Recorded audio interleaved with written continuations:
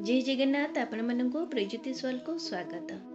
Bhagavad guitar उपदेश सबुठारु बड़ धर्मयुद्ध महाभारतर रणभूमि कुरुक्षेत्र युद्ध रे निजर शिष्य अर्जुन को भगवान श्रीकृष्ण बुझेई करी कहिथिले। आउ टोटाल श्रीमद् भागवत गीतार सारांश होउची एई 10टी पद।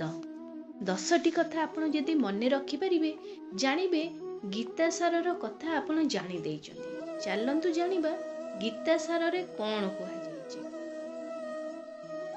कोन पई व्यर्थ रे चिंता करूछ, कोन पई व्यर्थ रे भय करूछ। किए तुमको मारी पारिबो ना किए तुमको जीवन दान देई पारिबो। आत्मा ना जन्म हुए ना मरे। जा हेइची ता भल पई हेइची, जा हेउची ताहा मध्य भल पई हेउची, आउ जा हबो ता मध्य भल पई हबो।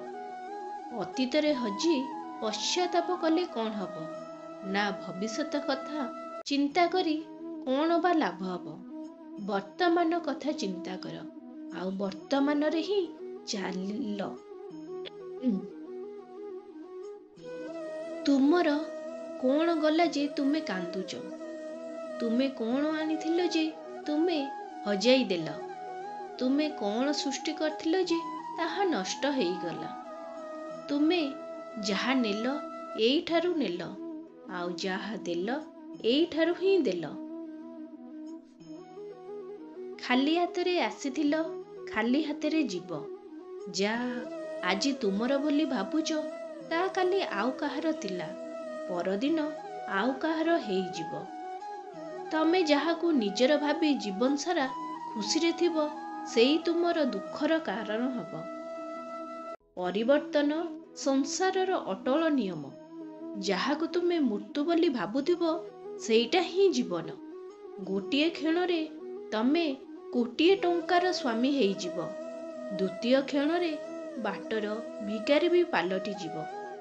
तोर मोर छोट बड़ निजर परर एई सबु निज मनरू निज हृदयरू लिभाई दियो।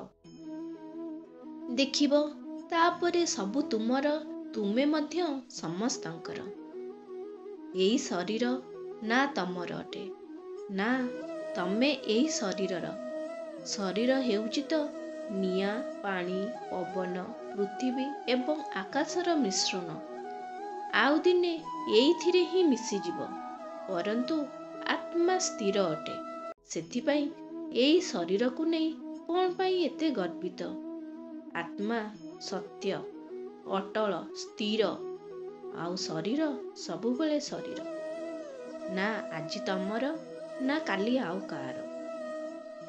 निजको सर्वदा भगवान को पाखरे समर्पित कर।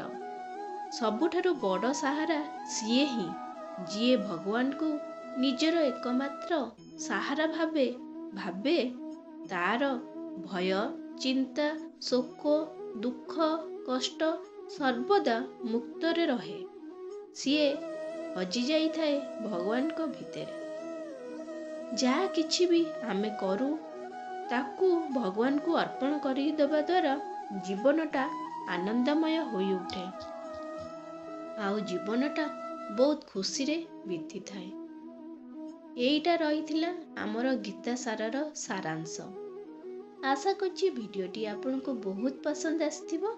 जदि एमिति नुआ नुआ कथा जानिबा को इच्छा होउछि ताहले एई चैनल को जल्दी करी लाइक शेयर सब्सक्राइब कर दियंतु। नमस्कार।